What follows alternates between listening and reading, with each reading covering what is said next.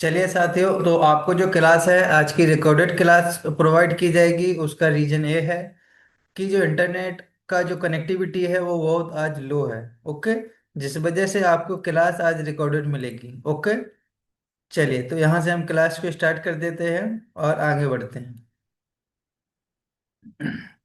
तो आज की क्लास में आपको पढ़ना है introduction of consumer protection act क्या होता है। ओके।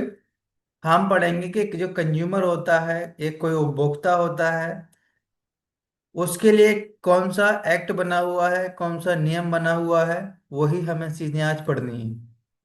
ओके। चलिए, तो chapter number I think A20 है। तो इसमें हम पढ़ेंगे कि कंज्यूमर प्रोटेक्शन एक्ट होता क्या है, इसका बेसिक इंट्रोडक्शन है क्या।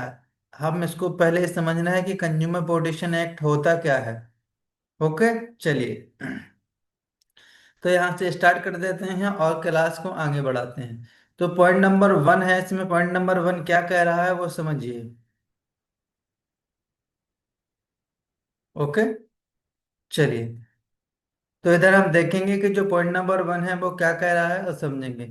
तो दी कंज्यूमर प्रोटेक्शन जो एक्ट है इम्प्लीमेंटेड यानी कि लागू हुआ है इन 1986 में। गिब्स जो देता है easy and fast compensation means मुआवजा।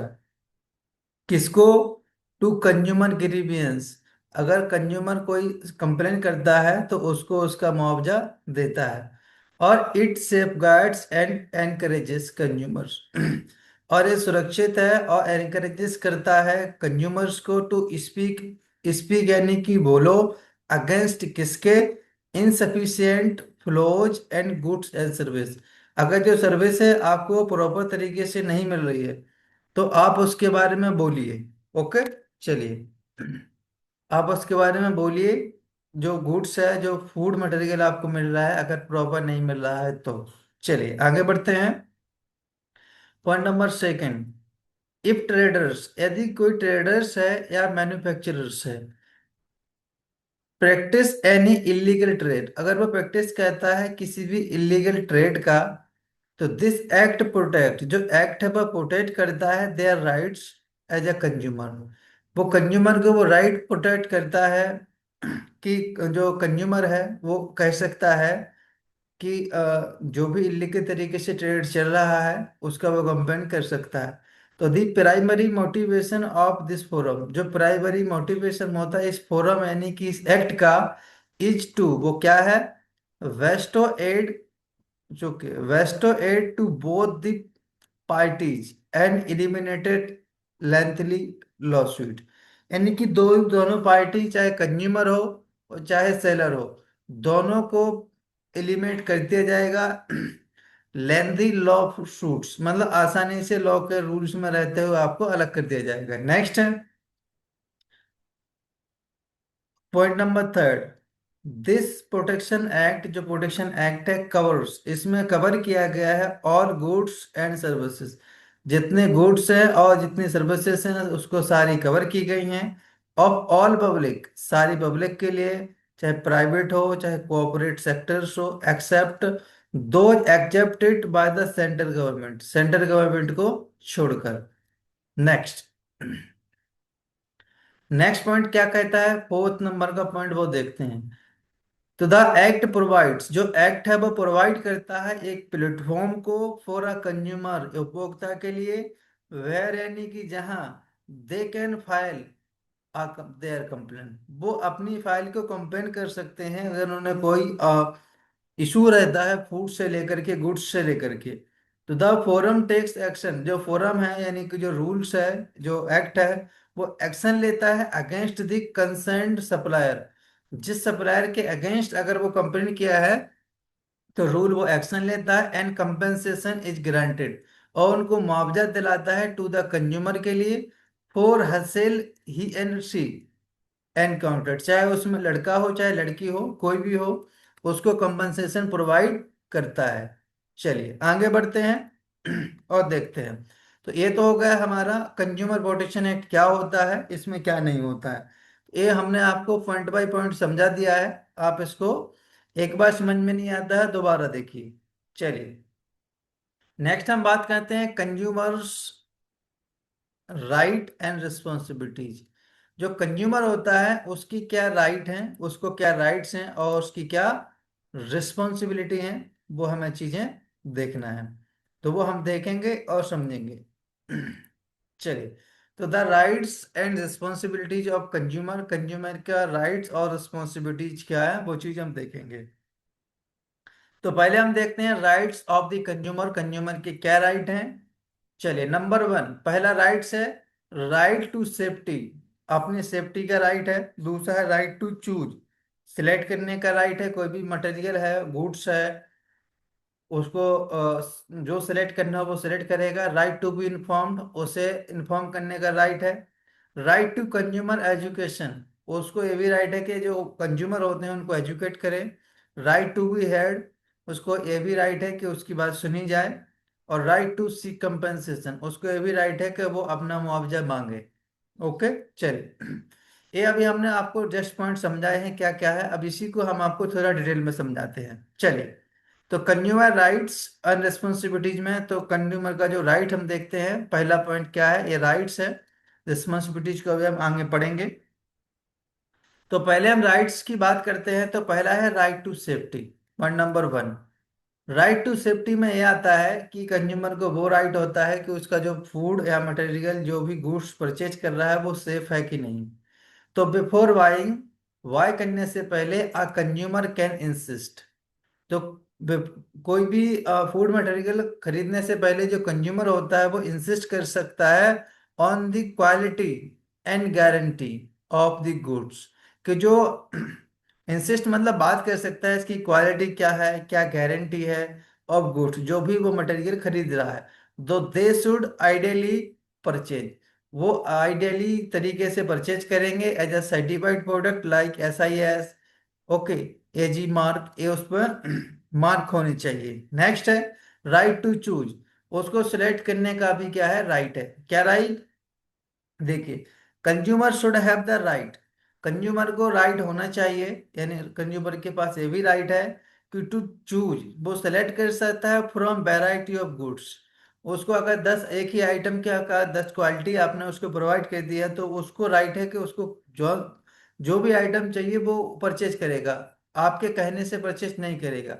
एंड इन कम्पिटिटिव प्राइस, और एक कम्पिटिटिव प्राइस में, कि वो भी देखेगा, ऐसा नहीं कि हमने आपको जो भी मटेरियल है वो आपको दिखाया, आपने हमारी शॉप से परचेज क्यों नहीं किया, नहीं।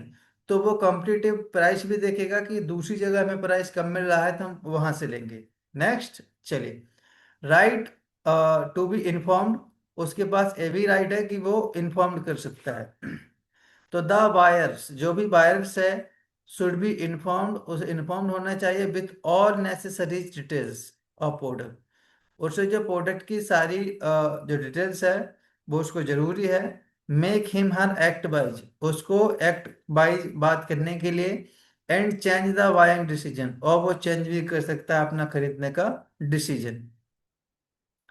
चलिए, नेक्स्ट हम बात करते हैं राइट टू कंज्यूमर एजुकेशन, उसको क्या है इसमें देखते हैं। तो consumer should have aware, okay, consumer should be aware, जो कंज्यूमर है उपभोक्ता है उसे अवेयर होना चाहिए ऑफ हिज राइट्स, अपने राइट के, उसके क्या राइट्स हैं। एंड अवॉइड एक्सप्लॉयटेशन, और कि अवॉइड करना चाहिए एक्सप्लॉयटेशन को।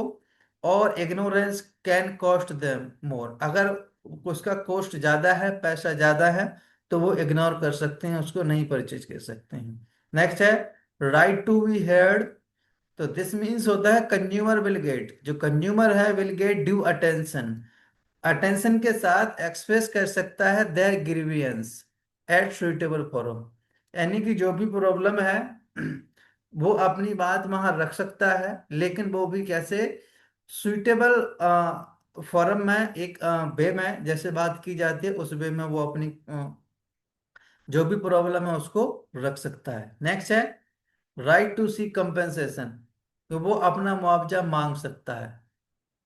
It defines the consumer has the right, consumer के पास वो राइट है to seek redress against unfair inhuman practice and exploitation consumer.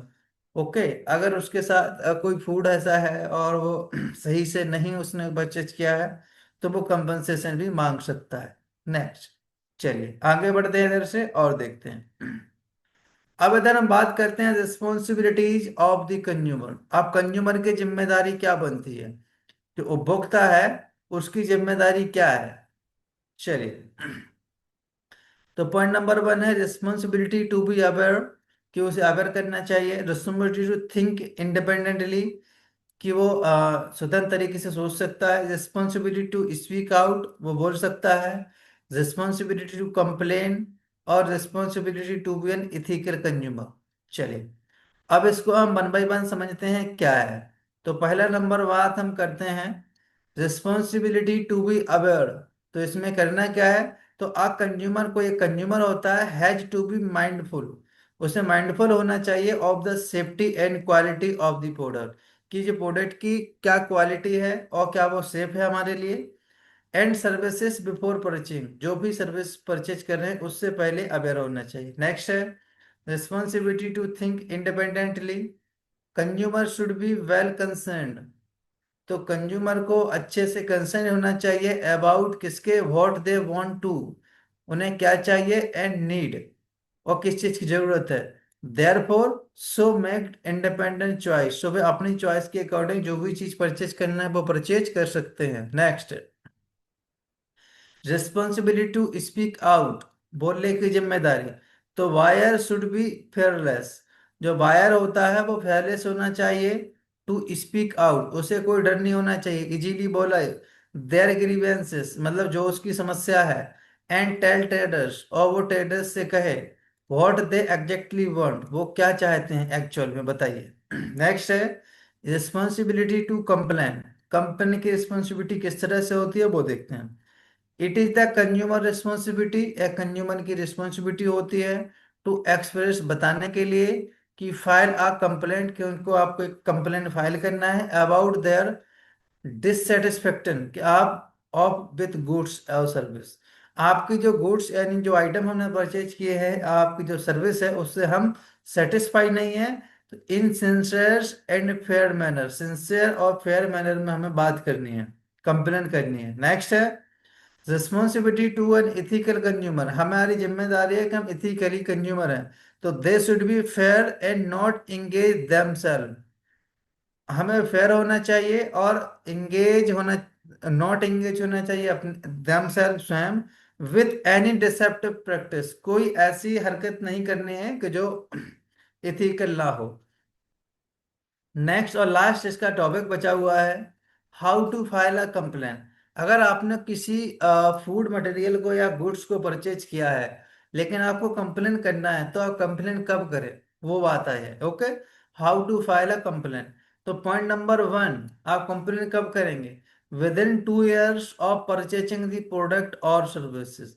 With in 2 year, 2 साल के अंदर किसी भी प्रोडक्ट या सर्विस को आपने परचेज किया है, तो the complaint should be filled, तो 2 साल के अंदर अंदर कंप्लेंट फिल होनी चाहिए। नेक्स्ट है इन दी कंप्लेंट, यानी कंप्लेंट में the consumer should mention the detail of the problem. तो कंप्लेंट में कंज्यूमर को मेंशन करना चाहिए क्या प्रॉब्लम है, उसके पूरे डिटेल्स। तो दिस कैन बी एक्सचेंज और रिप्लेसमेंट, तो यह एक्सचेंज भी हो सकता है और रिप्लेसमेंट भी हो सकता है किसका, प्रोडक्ट का। कंपेंसेशन फॉर मेंटल और फिजिकल टॉर्चर, अगर आपको मेंटली और फिजिकली टॉर्चर किया गया है तो उसके लिए आपको कंपेंसेशन यानी मुआवजा मिल सकता है।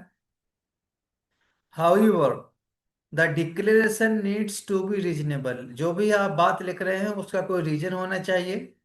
चलिए, ऑल दी रिलीवेंट रिसिप्ट, जितनी भी आपके पास रिसिप्ट्स हैं, बिल्स हैं, शुड बी कैप्ट, आपको अपने पास उन्हें रखना चाहिए और अटैच्ड करना चाहिए टू दी कंप्लेन लेटर, जो भी आप कंप्लेन लिख रहे हैं उसमें। नेक्स्ट है a written complaint should be, जो कंप्लेंट है वो रिटन होना चाहिए। Then send the consumer forum by mail, जो कंज्यूमर फॉरम है जो एक्ट है उसे मेल के थ्रू भेजना चाहिए, रजिस्टर्ड पोस्ट पर या फैक्स से, और hand delivered acknowledgement is important, should not be forgetting to receive, और आपको एक्नॉलेजमेंट उसका रिसीव करना नहीं भूलना चाहिए। नेक्स्ट है कि आपको रिसीविंग आपके पास होना चाहिए कि जो आपने रजिस्टर्ड पोस्ट बॉक्स से किया है, फैक्स किया है। नेक्स्ट है the complain can be any preferred language. जो कंप्लेन है किसी भी लैंग्वेज में आप लिख सकते हैं। Next, the hiring of lawyer not required, इसमें लॉयर की कोई जरूरत नहीं होती है। नेक्स्ट है all the document send and receive should be kept, जो भी डॉक्यूमेंट आपने सेंड किए हैं और रिसीव किए हैं उसको आपको सुरक्षित रखना चाहिए। और थैंक यू। जो आज का क्लास है इधर कंप्लीट हो चुका है, ओवर हो चुका है। फिर भी हम दोबारा आपको स्क्रीन दिखा देते हैं। इसके बाद अगर आपको कोई डाउट रहता है तो आप कमेंट किया करो। और आपसे रिक्वेस्ट है, जब भी जो आप वीडियो देखते हैं एटलीस्ट आप वीडियो को लाइक कर दिया करें। ओके, और लाइक कर दिया करें। लाइक के साथ साथ आपको जो वीडियो कैसा लग रहा है, कुछ आपको इम्प्रूवमेंट की जरूरत लग रही है तो आप वो भी बताइए तो हम कुछ और इम्प्रूव करें। ओके, लेकिन आप लाइक जरूर किया करो और बताया करो मैसेज में कि क्लास आपको कैसी लगी है। चलिए, तो आपका ये कंज्यूमर प्रोटेक्शन एक्ट फिनिश हो चुका है। ये 1986 में आया था। ओके, तो इधर से हम फिर क्लास को ओवर करते हैं, बाकी आपको न्यू टॉपिक कल पढ़ाया जाएगा। चलिए, सो बाकी कल मिलते हैं। ओके, चलिए, थैंक यू वेरी मच। बाकी कल मिलते हैं। चलिए, गुड नाइट।